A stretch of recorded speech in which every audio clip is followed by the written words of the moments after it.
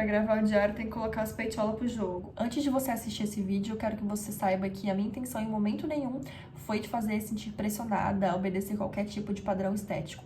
A minha intenção é passar a minha experiência, contar como foi, como está sendo, porque quando eu decidi colocar, eu fui atrás desse conteúdo e eu queria saber a experiência de meninas, então é por isso que eu tô gravando esse vídeo, mas eu não quero que você se sinta pressionada de maneira alguma. Oi gente, tudo bem? Aqui é a Izzy para mais um vídeo. E o vídeo de hoje é o diário do silicone, que eu vou contar pra vocês um pouquinho de como foi a minha experiência, desde a primeira consulta até agora com 1 mês e meio de pós-operatório. Vamos começar então pelo motivo de eu ter decidido colocar silicone. Desde a minha adolescência eu tive vários problemas de autoestima que não começaram por mim, mas porque eu sofria bullying no colégio, o pessoal zoava a minha altura, eu sempre fui muito magrinha, eu tenho 1,77 m de altura, sempre fui muito magrinha, hoje assim eu não sou tão magra, mas já fui tipo bem palito mesmo. Então eram características que o pessoal do colégio pegava muito no meu pé e que eu comecei a reparar em mim, coisa que não me incomodava, né, como eles começaram a falar, começaram a me incomodar e isso me trouxe muitos problemas de autoestima. Foi um processo muito grande pra mim, aprender a gostar de mim mesma, de ver no espelho e gostar do que eu via, me enxergar como alguém bonita, né? Realmente a me valorizar, até a autoestima. Então foi um processo muito grande. Hoje eu já consigo lidar bem com a minha altura, com o meu peso, mas o tamanho dos meus seios sempre me incomodou, porque assim, eu tenho um corpo grande, mas eu tinha seios que não apareciam, tinha quase nada, assim. O que mais me incomodava não era nem eles serem muito pequenos, mas o fato de que eu não tinha colo aqui em cima, sabe? Eles eram só um pouquinho no final aqui, eu não tinha colo. E isso me incomodava bastante porque eu experimentava roupas de festa, mas roupas assim de sair, né? Roupa de barzinho, vamos dizer assim. Por exemplo, uma roupa assim, eu não me sentia confortável para usar porque eu não tinha nada e ficava aquela coisa assim, tipo, reta. E eu me sentia um palito encapado, eu não conseguia gostar do que eu via, eu não me sentia confortável em vestidos de festa. E isso detonava a minha autoestima, principalmente quando era pra sair. Então eu sempre acabava usando roupas soltas pra tentar disfarçar o volume, né? E desde, sei lá, uns 4 ou 5 anos atrás, eu sabia que em algum momento da minha vida eu ia colocar silicone. Eu queria muito colocar silicone antes da formatura, até porque eu queria muito estar com o meu peito da hora de colocar o meu vestido de formatura, assim, me sentir melhor. Só que eu achei que não seria possível, né? Porque é um custo alto, então até o início desse ano eu não imaginava que eu conseguiria realizar esse sonho tão cedo. Porém, esse ano eu tive um avanço muito grande com o meu trabalho aqui nas redes sociais, e isso me fez conseguir juntar dinheiro e realizar esse sonho bem antes do que eu imaginava. E foi engraçado porque quando eu tomei a decisão, tipo, eu acho que dá, eu acho que agora dá, foi muito louco porque eu não imaginava realmente que eu conseguiria tão rápido. E eu marquei a primeira consulta aconteceu ainda em março, e depois da primeira consulta que eu realmente, tipo, agora é sério, isso vai acontecer. Para eu poder contar pra vocês sobre a primeira consulta, eu preciso contar pra vocês como é que foi a escolha da minha médica. Eu moro numa cidade, em Gurupi, no interior do Tocantins, que tem pouco menos de 100 mil habitantes, e lá até tem um cirurgião plástico que vai e realiza algumas cirurgias, mas eu não me sentia segura o suficiente para operar numa cidade de pequeno porte não preparada para isso. Então eu tinha duas principais opções: operar em Palmas, que é a capital, operar em Goiânia, que é o estado vizinho, que é uma referência de saúde pra gente. Porém, eu tinha dois problemas. Eu não tinha referência nenhuma de cirurgião em nenhuma das duas cidades. Minha família não ia poder ir comigo para cuidar de mim no pós-operatório por conta da época. Eu precisava operar agora, até no máximo junho, porque senão não ia dar tempo de eu me recuperar, porque agora, final de julho, já começa o internato, então ia dar um espaço de tempo muito curto e eu não ia conseguir me recuperar, então eu precisava operar entre maio e junho, e por isso a minha família não ia conseguir, né, me acompanhar e até onde eu fosse operar. Até que, conversando com a Carol, a minha amiga que mora no Rio, ela falou que acompanhava um casal de cirurgiões, que era muito amigo dela, que ela já conhece desde a época da residência de cirurgia plástica deles, que ela confiava muito no trabalho deles e que ela estaria disposta a cuidar de mim, a me dar essa assistência no pós-operatório. E foi assim que eu resolvi. Eu já conhecia, na verdade, né, ela já tinha me falado, já acompanhava as redes sociais do casal de médicos, só que eu não tinha ainda pensado na possibilidade de vir até o Rio, né, onde eu estou agora, para poder operar.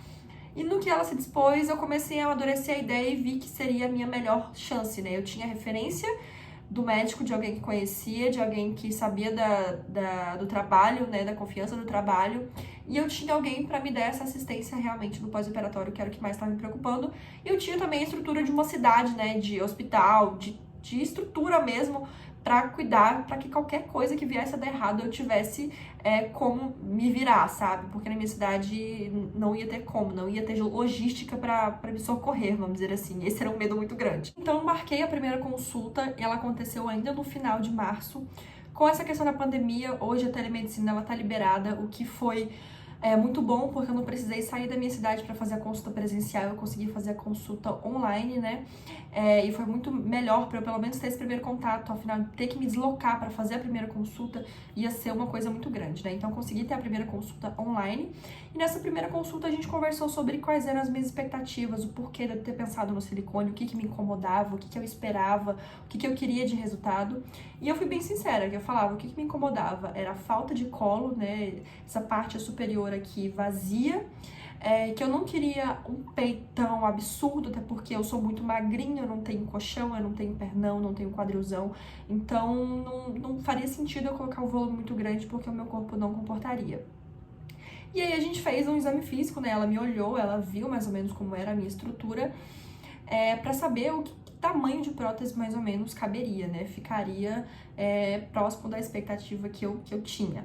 É óbvio que ela me falou que quando eu chegasse no Rio, a gente ia fazer essa consulta novamente, para ela tirar as medidas, para eu experimentar o tamanho das próteses, para a gente chegar ao valor final. Mas nessa primeira consulta, ela já falou para mim que a gente tinha, que ela me aconselhava 350, e que 380 seria o valor máximo que ela chegaria e 330 seria a menor que ela colocaria. Então a gente chegou nessas três opções, né? Uma que ela achou que seria ideal, um a mais e um a menos. Depois da primeira consulta, que é passado pra gente o orçamento e também os pedidos dos exames pra gente começar o processo de pré-operatório, né? Então, o orçamento, gente, ele é dividido assim. A gente tem o valor da prótese, né? A gente tem o valor da equipe cirúrgica e anestesista, a gente tem o valor do hospital e tem alguns extras, como, por exemplo, a cola cirúrgica, que é uma colinha que a gente usa que melhora o aspecto da cicatrização. Então, o orçamento, ele vem descrito esses itens. No final, eu vou falar de valores para vocês, mas só para vocês entenderem como funciona o orçamento. Então, com os pedidos de exames, eu comecei, né, a fazer, eu precisei fazer ultrassom de mama, exames de sangue, consulta com cardiologista, teve a consulta também com o anestesista, que foi online também, né, só pra gente avaliar. Como eu sou uma paciente jovem, sem nenhum problema de saúde, não tenho nenhuma doença, não tomo nenhuma medicação, nem anticoncepcional, nada. Então, era um risco operatório relativamente baixo, né? Mas eu fiz todos os exames de sangue para ver função de tireoide, ver questão de coagulação, todos esses exames eu fiz. E depois desses exames prontos, eu mandei pra médica para ela ver se estava tudo ok, pra gente poder marcar a data da cirurgia, né? Eu consegui terminar os exames no final de abril. E aí eu já mandei pra ela viu, tava tudo certo também, né? A cartinha do cardiologista falando que eu tava liberada pra passar por um procedimento cirúrgico. Então a gente começou a ver data. Como eu falei, eu precisava operar entre maio e junho, por conta do tempo de recuperação até começar o internato, né? Em que eu preciso estar apta a fazer tudo, porque agora, por exemplo, eu não posso fazer muita força ainda com os braços, então não tem como eu estar no internato e estar impedida de fazer algum tipo de exame físico no paciente, por exemplo, né? Então eu precisava estar totalmente recuperada com pelo menos 2 meses de cirurgia para começar o internato, porque, assim, era difícil para mim começar estando inapta, né? Vocês entenderam? Então eu tinha esse limite aí de final de maio até, no máximo, primeira semana de junho para operar. E, de acordo com a agenda da médica, nós chegamos à data de 24 de maio. Eu cheguei aqui no Rio com uma semana de antecedência. Nós tivemos uma consulta na terça-feira, eu tinha chegado no sábado, na terça-feira a gente fez uma consulta em que ela novamente me examinou, fez medidas. Eu experimentei um sutiã que você coloca as próteses dentro e ele simula mais ou menos o resultado, né?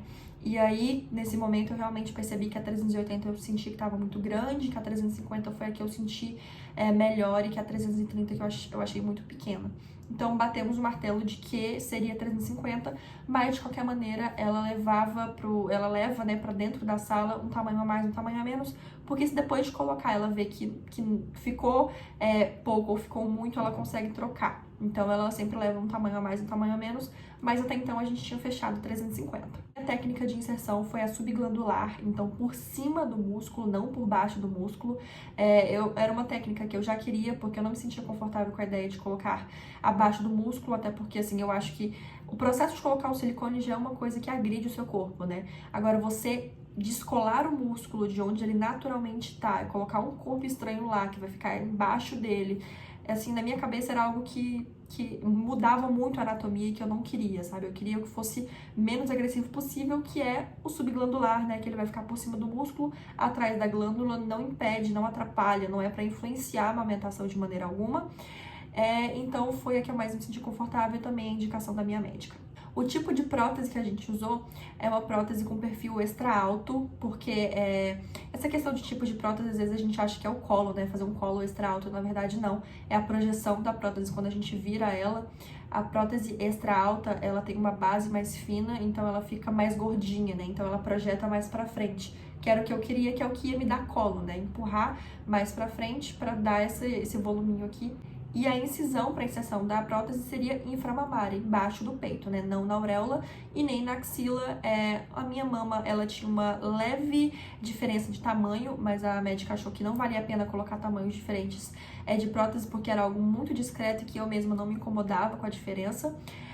E também eu não tinha necessidade de fazer mastopexia, que é mudar o formato da mama, porque não me incomodava, a questão de tamanho de bico, essas coisas não me incomodavam. Chegou então o dia da cirurgia, foi uma segunda-feira, dia 24 de maio. Eu acordei às 5 horas da manhã, me arrumei, né, em jejum, organizei toda a minha bolsa, fui pro hospital. A cirurgia começou às 7 horas da manhã, foi super rápida, coisa de 40 minutos.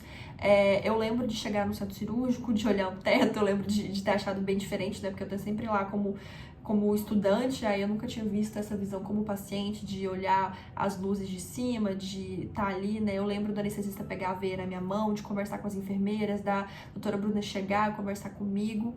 E depois disso eu não me lembro de mais nada. Quando eu já acordei no quarto, com o sutiã cirúrgico, tudo certinho, não teve nenhuma intercorrência. Logo que eu acordei, eu me alimentei, né, que eu tava de jejum ainda, e aí a gente andou pelo hospital e depois disso eu já fui liberada pra casa, porque só inserção de prótese é uma cirurgia simples, né, então eu já tava pronta pra ir pra casa. E a minha amiga, né, a Carol, foi comigo pra casa, eu fiquei lá. No primeiro dia, eu tive um pouco mais de desconforto, mas assim, não é uma dor. Eu não senti dor em nenhum dia do pós-operatório, assim, na mama. O corte, gente, eu não senti o corte em momento nenhum. O que eu sentia era o peso, tipo assim, você tem que reaprender a respirar, porque você não tá acostumado a ter que empurrar esse volume diferente, esse peso. Então, no primeiro momento que eu acordei, eu fiquei assim de tentar entender o que eu precisava fazer para conseguir respirar, que era empurrar com um pouco de mais força, né? E a única dor que eu senti no meu pós-operatório foi nas costas, porque eu não podia dormir de lado ou de bruços, que é como eu dormia a minha vida inteira.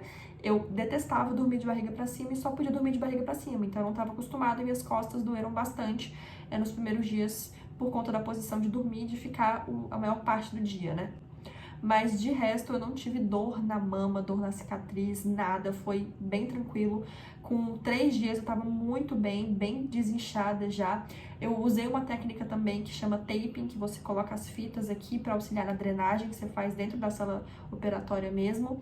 Contratei um serviço de drenagem sim, porque eu achei importante. Eu fiz ao todo 10 sessões de drenagem, o que foi ótimo, porque minhas mamas, elas desincharam muito rapidamente, né? Então eu tive uma recuperação muito boa. Com 7 dias de pós-operatório eu já pude sair para jantar, já pude andar no shopping. A única coisa que eu era restrita é carregar peso e levantar o meu braço acima disso, né? Eu poderia fazer esse movimento, poderia comer sozinha, conseguir escovar meus dentes, só não conseguia lavar o meu cabelo. E não levantar acima desse nível, né, pra cicatrização da cápsula da prótese ser bem feita, né, não ficar forçando nem raspando ela por dentro, que quando você levanta o braço acaba mexendo. Mas agora que eu já tô com 40 dias, eu posso levantar, tá tudo normal. Eu tive consulta de pós-operatório na primeira semana, na segunda semana e um dia antes de ir embora. Eu fui embora com 15 dias de pós-operatório, tirei os pontos com 10 dias, tudo tranquilo. Eu tive um pequeno hematoma de parede, né, que é assim, subcutâneo, forma um acúmulozinho de sangue. Aí como tirou o ponto, ele saiu, mas aquela coisa assim, drenagem espontânea daquele sangue que estava acumulado, e foi tranquilo, fechou sozinho. A minha cicatriz, ela tem mais ou menos 5 centímetros, ela tá bem fininha já. A médica passa uma pomada pra mim usar durante 3 meses. E o hidratante nas mamas pra evitar estrias que eu tô usando é o ser AV mesmo aquele potão. Com mais ou menos 10 dias de pós-operatório, quando ela desincha bem, eu confesso pra vocês que eu achei que eu tinha colocado pouco. Porque quando eu coloco uma roupa mais fechada, não fica tão aparente. Parece uma coisa que é natural do meu corpo mesmo. Até aqui, muita gente me falou que não parece que eu coloquei prótese, né? Então é uma coisa bastante natural, que era uma coisa que eu realmente queria. Mas depois de 10 dias, quando deu aquela desinchada, eu fiquei tipo, nossa, eu devia ter colocado mais. Mas hoje eu já enxergo não, que eu coloquei exatamente o tamanho certo. Quando eu coloco um biquíni, quando eu coloco uma blusinha mais de sair, assim, fica aquela coisa sutil, tem um colo que eu gostaria de ter, que era o que me incomodava, fica uma coisa sutil, não fica nada exagerado, não fica vulgar. E é aquela coisa, quando você põe roupa, já tem um volume, né? Se você coloca muito peito, conforme você vai colocando roupa, vai parecendo que você tá cheia. Então, como eu sou muito magrinha, acabava não comportando realmente no meu corpo. Então, em resumo, eu coloquei uma prótese de 350 ml de perfil extra alto, subglandular e incisão inframamária. Hoje, com 40 dias, eu me sinto completamente satisfeita, apaixonada, e a mudança que isso fez na minha autoestima, gente, é absurda. Hoje eu não me incomodo mais, eu tô colocando as roupas que eu sempre quis.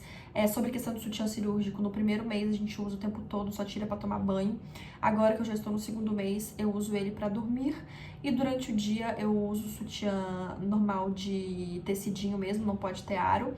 E eu consigo ficar alguns momentos sem sutiã, com roupas que dão algum tipo de sustentação, né? Não pode deixar ele totalmente sem nada até pelo menos uns 2 meses.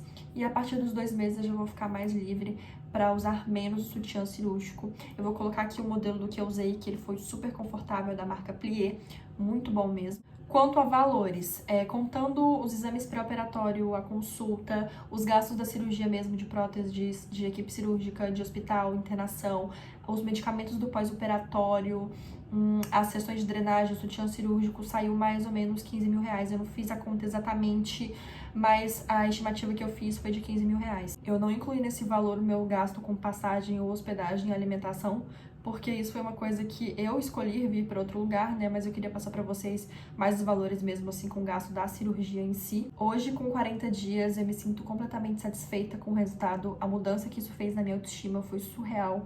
Eu tô muito contente podendo usar as roupas que eu quero, me sentindo confortável, me sentindo bem realmente com tudo isso, e fez uma diferença muito grande, sabe? Às vezes pode parecer besteira, parecer que é uma pressão estética, alguma coisa desse sentido, mas realmente foi uma coisa que me fez muito bem. E é isso que eu tinha pra contar pra vocês aqui no Diário do Silicone. Se você ainda tem qualquer dúvida, deixa aqui nos comentários que eu respondo. Me segue lá no Instagram, que lá eu mostrei em tempo real como foi o processo da cirurgia e todo o pós-operatório. Se tiver alguma dúvida, pode mandar por lá também.